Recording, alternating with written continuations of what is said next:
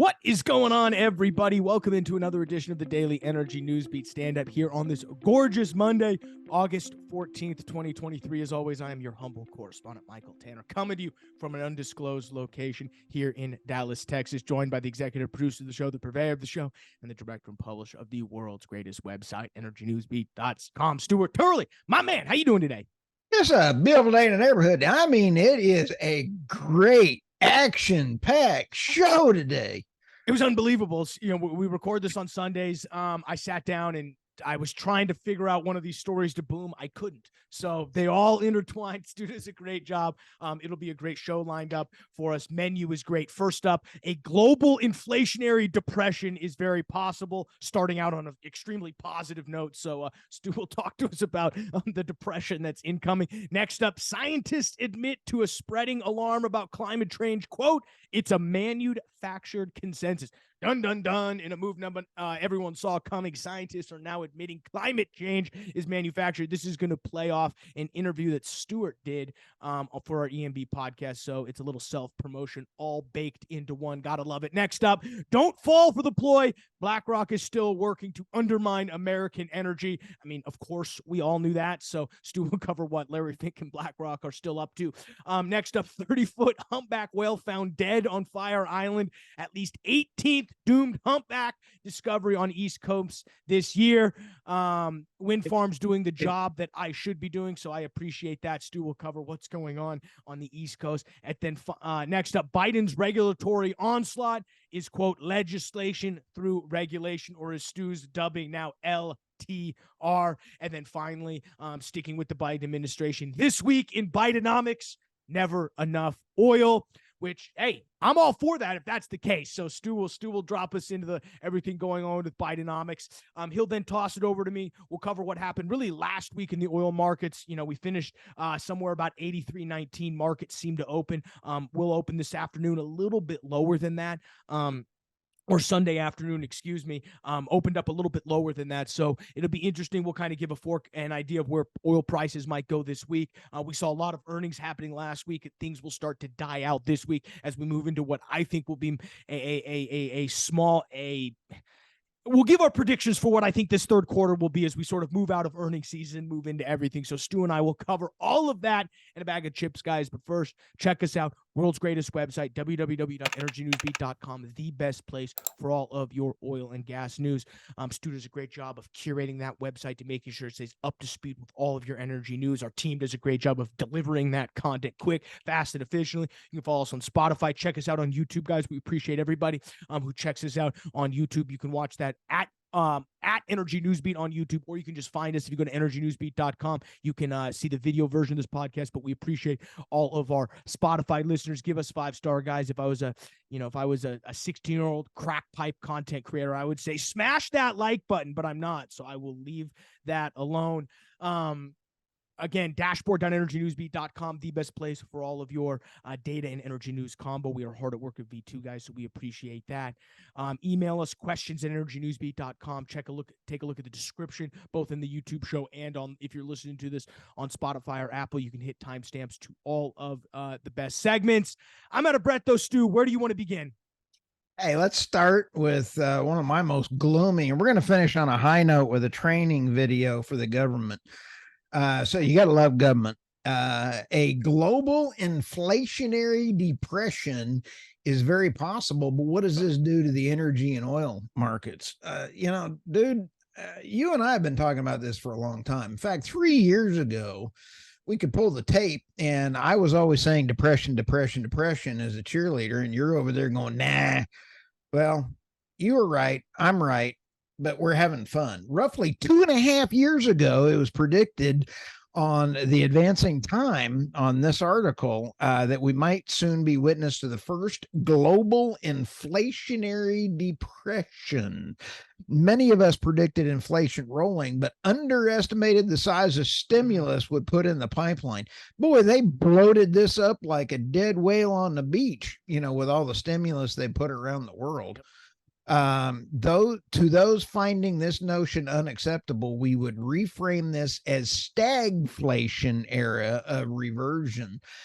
what this all is meaning is that the global supply chain, Michael, the global printing of money for renewables, and the global loss in GDP is going to really have a tough time in 2024. What this is going especially to, with elevated energy prices. I mean, that's the whole thing in this that nobody accounts for, is the fact that if energy gets more expensive, it only exacerbates this inflationary period, because now it makes just the basic necessities more expensive on top of the printing of money. there you go. And when you're talking about Europe, Europe is losing business because it's coming out because they don't even have natural gas. They're now doing coal. Germany is firing up coal plants. They just killed their nuclear. California is the same thing. Businesses are leaving. Now they're leaving for two reasons: ESG, bad government, and regulations. You're going to see a theme going along here in just a sec, but just as a side note. So let's roll to the next one here. And if anybody has any questions on, I want their opinions on the global outcome, because it's hard to predict oil prices. Saudi Arabia and OPEC Plus are going to be cutting back production. I don't know what the amount of demand is going to do, because it's always supply and demand in different formats. Russia has survived. Before we move on, I want to say he talks about the idea that we're in stagflation, and you have to flesh that out a bit, because if you use the official government numbers, we're not in stagflation. What is stagflation? High unemployment, high inflation. You use the Bureau of Labor Statistic numbers, we are not in high unemployment. Unemployment is rising, but we're still at 4.6, 4.7% unemployment, which is historically low. Think about when Barack Obama took over in 2008. We had a 10% unemployment rate. So yes, I know you're going to tell me the numbers are skewed. You could tell me, but I have to point out that if we use the official numbers, we're not in stagflation yet. I'm going to throw out old definitions, because don't throw up for our podcast listeners. Reverse peristalsis, or the act of throwing up and violently throwing up on his microphone, just happened. This is a credible moment. So when you sit back, Michael, and take a look, how in the world, at this amount of debt that the United States now has, people are not buying it? Gold is becoming the energy standard. Nothing is as it was or as it seems. So I'm going to throw up and use reverse peristalsis and throw up. And that is, you can't use the old standards. The other standard is anybody that has a job has two jobs. Anybody that is wanting to get out of the workforce gave up. There's a whole bunch of baby boomers that weren't ready to retire, and they're out. They're going to go starve and eat the dead whales on the beach because they can't afford to eat. So nothing is the same. And thank you for letting me. I agree. I 1,000% agree with you that we have a big issue with underemployment and double employment. Absolutely agree with you, where that's an issue, in my opinion, with wages, though, not necessarily the availability of jobs. But that's a story for another time. Let's move on to promoting our own podcast, because there's nothing more that we like to do. Oh, yeah. And honestly, Michael, thank you for letting me rant and prove that I'm always right and you're wrong. I am kidding. You're 99% more right than I am. I hope you're wrong on this global depression, but you're right. Globinary, you're an animal. A new word. Okay, going to the next one. Scientist admits to spreading alarm about climate change. It's a manufactured consensus. I did not say this. And then real quick, I really enjoyed my podcast with Judith Curry. She was truly a leader in the environmental advocacy groups, and the doomsday around it was manufactured. Why this matters about Judith Curry is her business is a weather modeling business, and she's got it down to a science. So I've got the list in there a couple quotes in here.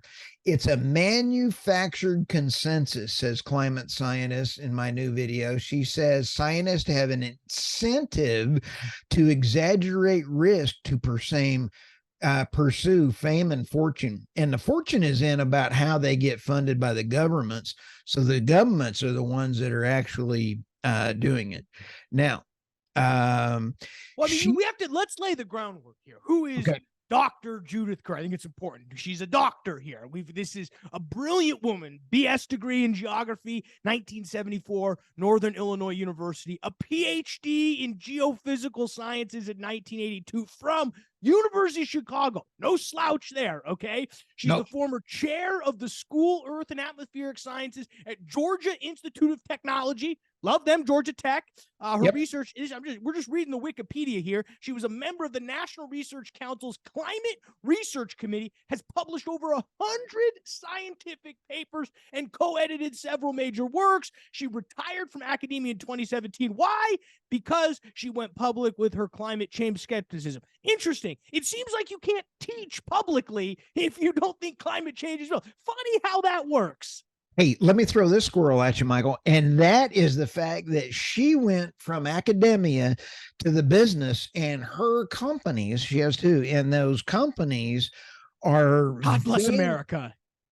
Oh, yeah. And you got to love those companies because they can read and save people's lives because they have climate forecasting, storm forecasting down to a science. And that is not a pun because she is fantastic. So anyway, that's going to lead into this next one. A couple others here in a second. Let's go to the next one. Check that out. Energy News Beat podcast. If you're listening to this on Spotify, just scroll down. You'll find it. If you're on YouTube, just go look at one of our other playlists. You'll find Stu's long form podcast. Love a good little self-promotion, but we love Dr. Judith Curry. Thanks for coming on the podcast. Oh, absolutely. Give her a big shout out. And we're going to tag her in this. Hey, BlackRock is one of my least favorite companies out there. And I put them right up there with the UN. So you know how that goes. Don't fall for the ploy. BlackRock is still working to undermine American energy. This is one of the big white striped, huge apes in the planet of finances. I mean, it is huge. Wall Street giant BlackRock just added the CEO of Saudi Arabia's national oil company, Saudi Aramco, to its board of directors. The New York Times headline announcing the move read, BlackRock forges new ties with big oil, giving the impression that BlackRock was reversing courses on environmental, social, and governance, coming to the senses it's on fossil fuels. The exact opposite is the case. Now, here's where it gets a little bit messy in what BlackRock is doing. BlackRock is not only a energy hypocrisy investor, they're an ESG hypocrisy investor and the biggest one in the world. They had holdings in pipelines, oil and gas pipelines in the Middle East. They have had oil and gas, and they were the only ones that did not lose money. Of their 1.7 trillion lost in the first half of the year, Michael, was all in green and renewable energy. So they've made a quiet twist into fossil fuels over the last several years, but they're over there going, we're green. They've been the ultimate in greenwashing. So when we take a look at this as we come in, so Saudi Arabia's head of the, I like the way Saudi Arabia takes care of Saudi Arabia first. Saudi Arabia is using their profits from oil and gas to go to renewable and fund renewable. How soon? 30 years down the road.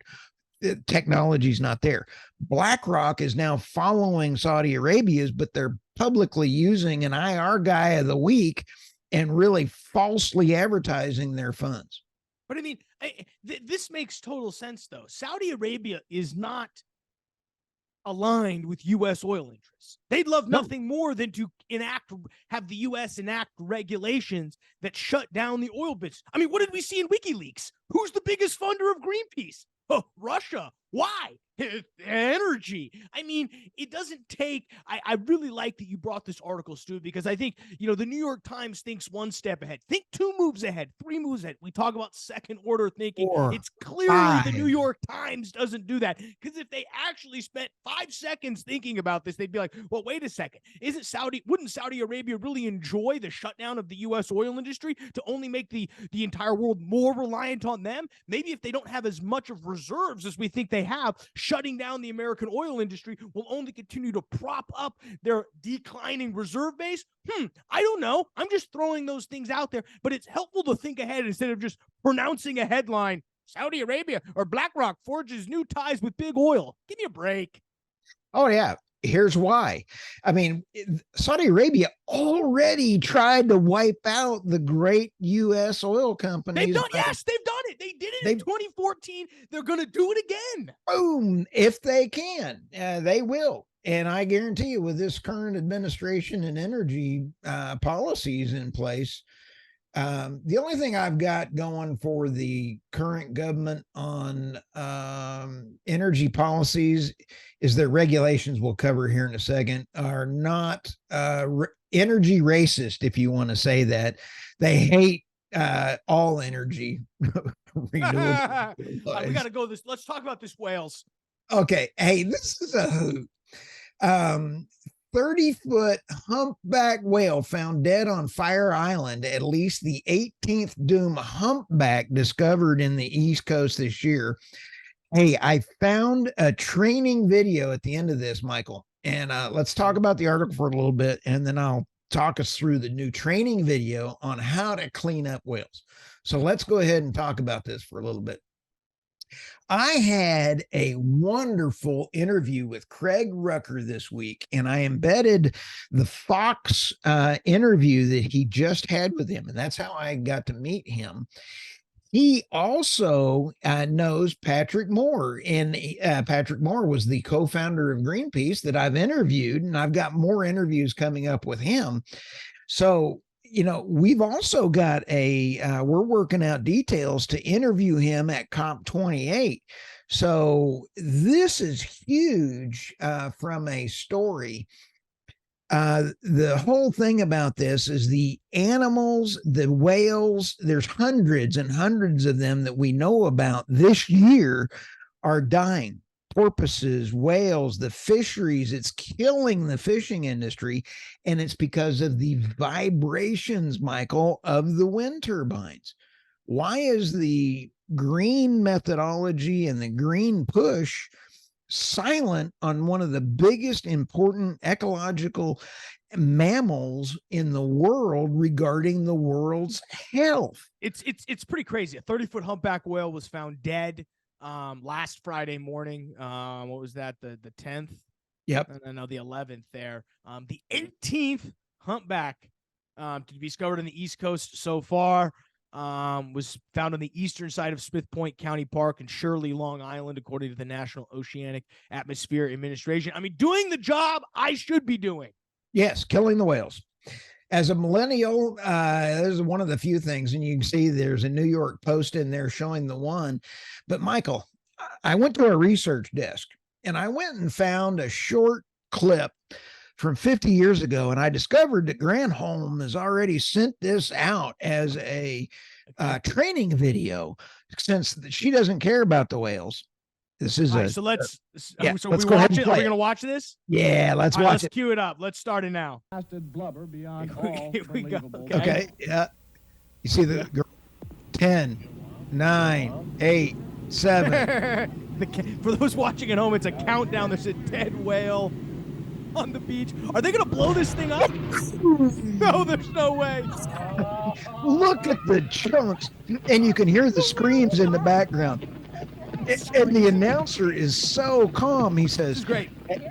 And we were watching it, and we had to go away because the pounds of flesh. Stopped rolling immediately after The the blast. smell. All right, we Humor can of the cut entire this. We can situation. cut Okay, this. Can you imagine the smell that's going on? Oh, and just a little bit after that, Michael, I'm going to go ahead and stop watching here. But a little bit later on this, he goes up to a Cadillac and he says, and it's a good thing people did not get hit like this Cadillac. The Cadillac is destroyed. And the guy on the beach in the interview goes, well, we don't know how much we're going to have to blow up again. And they ended up just having to bury it. I was born in the wrong era. I was born in the wrong era. Oh, the amount of C4 they used on this whale was incredible. I mean, anyway. Okay. That's what we need to do, folks. Oh, yeah. Go the whales. All right. What's next? Legislation through regulation. I'm now calling this LTR. Legislation through regulation, because I went to Oklahoma State and it's the only way I can remember it. Biden's summer regulatory onslaught is legislation through regulation. And I got to hand it to him. He's not energy racist. He's cutting out wind, solar, nuclear. It doesn't matter. He's just going back to fire, baby. Yeah, he wants us going back to fire. So when we talk about Congress is out and the media is asleep, new rules make the American economy go to hay in a handbasket. Transportation Department, Michael, on Friday, they did a 696-page rule raising corporate average fuel economy standards that would effectively require 100% of new cars to be electric by 2032. This is even more aggressive than the California's EV mandate, which would ban the sale of new gas-powered vehicles until 2035. This is despicable. And when you sit back and take a look, passenger cars would have to achieve 66.4 miles per gallon in 2032, up from 44.1. I was visiting with Craig on this the other day, and he said the difference is they're going to be able to only do a mix of fossil fuel engines, gasoline engines, so the hybrids are not going to be able to do it. They're buckling down into hell. I mean, they're consumer hell for one reason, Michael. They don't want American consumers to have cars.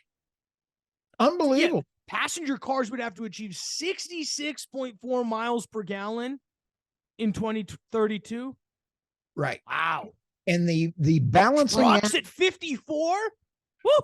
Yeah. Now here's the thing. The way that they're putting this rule in, Michael, is complex, but it allows the manufacturers to keep making gasoline engines only if their overall mix puts out like a pound or whatever the number is of carbon, which means it's basically going to be down to 3. So those 3 gasoline powered engines are going to be $16,000 a minute to run. I mean, it's just, those are all exaggerations, but it's going to be true. They're also making a 236-page revision to the National Environmental Policy Act, which if you're in the mining business, you know that is NEPA. That would require federal agencies to consider climate change and environmental justice in project reviews. They say that, quote, leases for oil and gas extraction or natural gas pipelines have local effects, but also have reasonable foreseeable global indirect and cumulative effects related to GHG emissions. That footnote does say that these NEPA revisions, accordance with the laws, decree that the federal government, quote, must assure for all Americans safety, health, productive, and aesthetically and cultural pleasing surroundings. I mean, this is, in the words of you, Stu, it's a bunch of bull hockey. Yeah, oh yeah, it's even worse than bull hockey. We're gonna go for whale hockey. Okay, let's go to the next one because I'm about to Whale hockey. Yeah, I'm gonna get it's a new sick. one. All right, Bidenomics, kill me. Yeah, kill me. Just shoot me. You know what's funny about this? This week in Bidenomics, never enough oil. Michael, I'm just going to say this right now. The Wall Street Journal threw Bidenomics out as an insult. And Biden is so not there, and he depends, that's a pun, on things, that he's got a supply of depends that Dr. Jill follows him around with. Okay, I'm done. But when you sit back, Bidenomics, he's proud of it. And it's an insult. It's kind of like, well, I think the hard part is, here's the part. Bidenomics is this idea that everything is going great in the economy. The problem is it's not. Gasoline was $5 in his thing. The part that I find hilarious is that people in the oil and gas business should love Biden. Oil's never been higher since when he's been in office. Every time a Democrat takes office, oil goes to $100, and it's not because of it's not random. It's the way it's markets understand that under Democratic presidencies, we're going to have there's going to be a contraction, intended contraction of supply while demand continues to increase because we have an insatiable demand for energy. So it is funny. Bidenomics actually helps the oil and gas business, the very industry he's trying to hurt. Oh, absolutely. The gas for the consumers was cheaper and oil was cheaper, but it's all about you're seeing a theme. Here's the thing, Stu. Do you want $100 oil and Biden as president or $25 oil and Trump as president? Ask people in the oil and business that question. They'll get tongue tied. Okay. Yes. And I'm a humanitarian. I want humans to be better off. So I vote for $25 oil and you good want me out of a job. I see how it is. Oh, hey, you and I are energy, baby. I know. I'm just giving you. It is interesting though. You walk around and ask people in oil and gas, you want $25 oil or $100 oil? Is it $100 oil? What if I told you $100 oil was only possible with the Democratic president? What?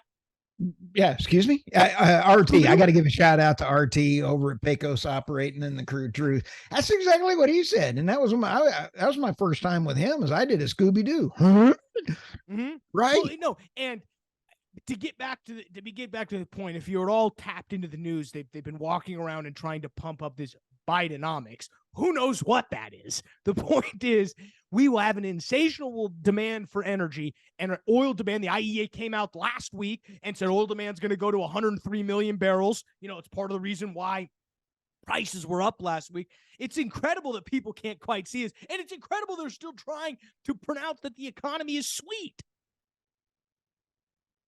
You're going to be fired up today, so I'm like sweating over here. Oh, yeah. I mean, I always try to weave our stories to a common theme. And today was easy. Bidenomics. Kill me. Oh, we're done, though, at least. Thank goodness. Yeah, shoot me. All right. Well, we'll switch it over and we'll cover specifically oil prices here. We actually saw markets last week have a down week specifically. We just start with the S&P. We traded down about 3.5% week over week. NASDAQ stayed fairly flat. Oil prices, we saw it rise. You know, really, we are at $80 when we began the week. We're sitting now at $83.19. Where the indices settled. We did see all the way above at $84. We almost saw 85. Again, last week we saw 103 million barrel oil demand per day estimate from the EIA coming up here in July or in August and September. Saudis continue to say we will continue to cut. And it's just a sign that we're now getting back to fundamentals. Oil prices continue to shift up. We did have natural gas prices fall a little bit, $2.78, mainly off the back of it. While weather is still hot, I think some of those, the weather's been dialed back a little bit. You know, the 106 hopefully is now 100, which is still horrible. I mean, it's literally hell here in Texas, too. I'm dying, but we'll get it through. Some of the other numbers interesting to note. It was our 7th week over week gain on oil. So if you say there's bullish, it's great. OPEC did come out and say expect global oil demand to rise by another 2.24 million barrels. So that gets us a little above that 103 number that the IEA came out. So I have more faith in OPEC than I do the IEA, but that's just me. We do believe that some of this economic data, the Federal Reserve is they have a meeting upcoming here in a few weeks. The real question is, what will they do? I don't think they're going to raise rates. I think they're going to stand still. I think that's what the street is expecting as well. But it is what it is. Where do you see oil this week, Stu? Oil and gas. We got at $83. Are you? What side are you on this week? Up or down? I'm up because oil. Russia is cutting out an estimated 300,000. You have the Saudis are now rattling their saber, trying to get under Biden's skin again, and they're looking at more cuts. And you're going to see this now that everybody's going, is it a depression, recession? They're going to be worried about how much it is. I still think in the short run, we're going to be up. What should people be worried about next week besides depression? Biden. Got anything else? That's pretty scary. It's pretty scary. Well, we appreciate you guys. It's a Monday. We hope the meetings aren't too horrible, but we hope we can ease the pain a little bit here at NRG Newsbait. Appreciate you guys making through us. We're gonna have a great week, guys. For Stuart Turner, I'm Michael Tanner. We'll see you tomorrow, folks.